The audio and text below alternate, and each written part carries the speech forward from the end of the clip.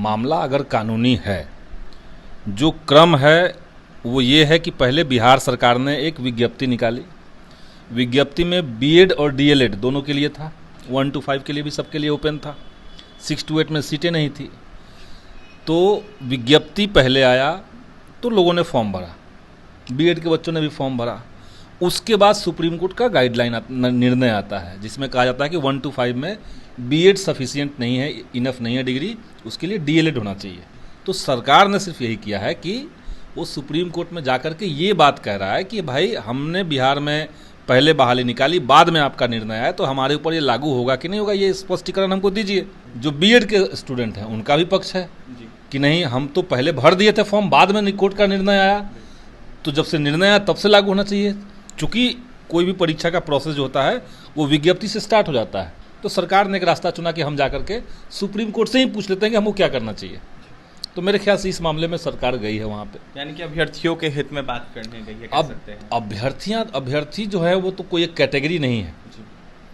शुरुआत में दिखता है कि कैटेगरी है, जब वो यहाँ पे गर्दनी बाग में आंदोलन में आता तो लगता है कैटेगरी है, लेकिन जैसे ही कोई हितों का टकराव होगा, डीएलएड बनाम बीएड हो जाएगा, तो देखिए अभ्यर्थी दो हिस्से में बढ़ जाते हैं, आपस में लड़ते हुए भी नजर। वही मैं कह रहा हूँ कि इसलिए सरकार ने स्पष्टीकरण के लिए और ज़्यादा क्या रास्ता हो सकता है, क्या एग्जैक्ट हम लोग का लीगल रास्ता क्या हो सकता है, अगर सरकार सुप्रीम कोर्ट में गई है तो कोई दिक्कत नहीं है मेरे ख्याल से। बिहार में शिक्षक नियुक्ति होनी है, ऐसे में जिस तरीके से सुप्रीम कोर्ट में बिहार के शिक्षा विभाग के अपर मुख्य सचिव के पाठक के द्वारा एसएलपी दायर किया गया, इसके बाद अभ्यर्थियों में असमंजस की स्थिति है। कुछ अभ्यर्थी सवाल कर रहे हैं तो कुछ अभ्यर्थी आपस में भिड़े हुए हैं। हमारे साथ बात करने के लिए माले विधायक पालीगंज से संदीप सौरभ है, जुड़ेंगे, बात करेंगे। संदीप जी, बिहार में शिक्षक नियुक्ति होनी है, एसएलपी दायर हो गया है, अभ्यर्थियों में असमंजस की स्थिति है, कई अभ्यर्थी सवाल खड़ा कर रहे हैं। कुछ अभ्यर्थियों का कहना है कि पहले क्यों नहीं किया गया, इतना समय क्यों लग गया, कुछ अभ्यर्थी कह रहे हैं कि ये सही नहीं है। कैसे देख रहे हैं इन तमाम प्रकरण? देखिए, एक तो है कि अपर मुख्य सचिव कोई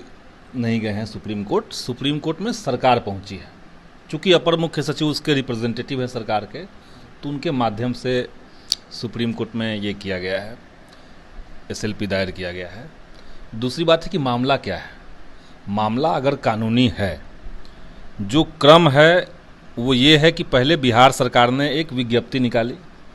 विज्ञप्ति में बीएड और डीएलएड दोनों के लिए था, 1 to 5 के लिए भी सबके लिए ओपन था, 6 to 8 में सीटें नहीं थी। तो विज्ञप्ति पहले आया तो लोगों ने फॉर्म भरा, बीएड के बच्चों ने भी फॉर्म भरा। उसके बाद सुप्रीम कोर्ट का गाइडलाइन निर्णय आता है जिसमें कहा जाता है कि 1 to 5 में बीएड सफिशिएंट नहीं है, इनफ नहीं है डिग्री, उसके लिए डीएलएड होना चाहिए।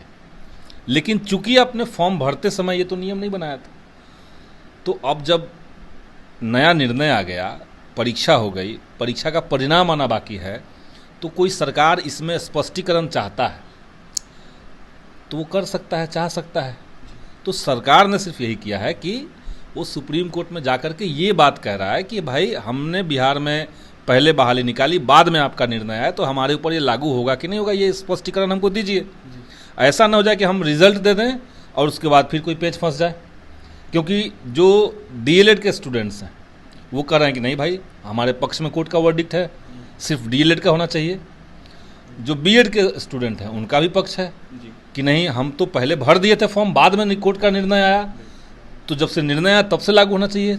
चूँकि कोई भी परीक्षा का प्रोसेस जो होता है वो विज्ञप्ति से स्टार्ट हो जाता है, तो प्रोसेस में हम लोग थे तब वर्डिक्ट आया, तो वर्डिक्ट बाद में लागू होगा।